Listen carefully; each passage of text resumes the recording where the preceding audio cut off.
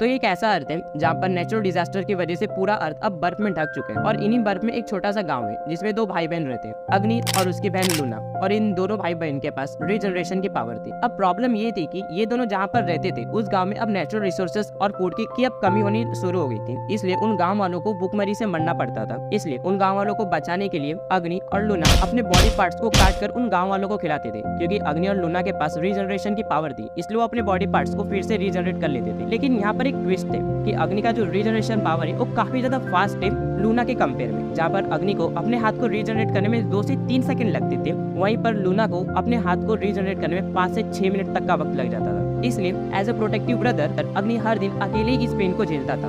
अग्नि के सेक्रीफाइस के लिए गाँव वाले खुश तो नहीं थे, लेकिन उनके पास कोई और चारा नहीं था, क्योंकि जो भी अग्नि के बॉडी पार्ट्स नहीं खाता था उसे एक पॉइंट पे आगे भूखमरी के मारे मरना ही पड़ता। अब स्टोरी में हम आगे ये देखते हैं कि एक बार एक मिलिट्री फोर्स उस गांव में आती, और हाँ, ये मिलिट्री फोर्स उन गांव वालों को बचाने नहीं बल्कि बंदी बनाने आई थी, क्योंकि यहाँ की जो गवर्नमेंट है वो अब लोगों को जबरदस्ती पकड़कर उनसे मजदूरी करवाती थी। बट अनफॉर्चुनेटली मिलिट्री फोर्स का लीडर डोमा उन गाँव वालों को छोड़ देता है, क्योंकि उस विलेज में बूढ़े थे और मजदूरी करवाने के लिए गवर्नमेंट को यंग मेल्स चाहिए थे। अब निराश होकर डोमा और उसके साथी वहाँ से वापस जा ही रहे होते कि उनमें से एक आदमी को एक विलेजर के घर में से एक आदमी का कटा हुआ हाथ मिल जाता है, और ये खबर वो तुरंत डोमा के पास पहुंचाते हैं। और डोमा जैसे ये खबर सुनता है और गुस्सा हो जाता है और ये सोचने लगता है कि ये गाँव वाले जिंदा रहने के लिए अब इंसानों को मार कर खाने लगे, ये सब अब नरबक्षी बन चुके हैं। इसलिए डोमा अब ये फैसला लेता है कि वो अब इन सबको मार देगा, क्योंकि डोमा के पास एक सुपर पावर थी जिसमें वो सामने वाले को तब तक जला सकते हैं जब तक वो मर ना जाए, और अपने इस पावर का यूज अब वो पूरे गांव पर करते हैं।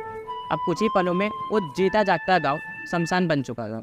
सारे लोग मर जाते हैं सिवाय 2 लोगों के, अग्नि और लूना, क्योंकि इन दोनों की रीजनरेशन पावर इन्हें मरने नहीं देगी। आग इन्हें जला दी थी और इनकी रीजनरेशन पावर उनकी बॉडी को फिर से रीजनरेट कर रही थी, और वो रीजनरेटेड बॉडी फिर से जल रही थी। ये एंडलेस पेन का सर्कल बार बार घूमते जा रहा था। अग्नि के इस पेनफुल सिचुएशन में भी अग्नि थोड़ा सा खुश था, क्योंकि अब वो जानता था कि अब वो मरने वाला है। अब वो मरने के बाद अपने पेरेंट्स से आफ्टर लाइफ में मिल सकते हैं। कुछ दिनों तक अग्नि लगातार जलते रहा। अग्नि को अपने थोड़े बहुत सेंस अब महसूस होने लगे थे, लेकिन ये पेन अब तक खत्म नहीं हुआ था। इन्हीं बीच अग्नि को एक और लड़की के चीखने की आवाज़ सुनाई देती, वो लूना थी।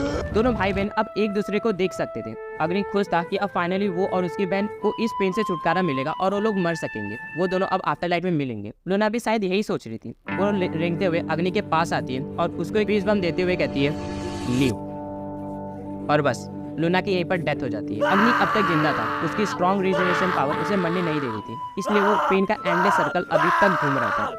1 साल लगातार जलने के बाद अब अग्नि की बॉडी फ्लेम्स को कंट्रोल करना सीख गई।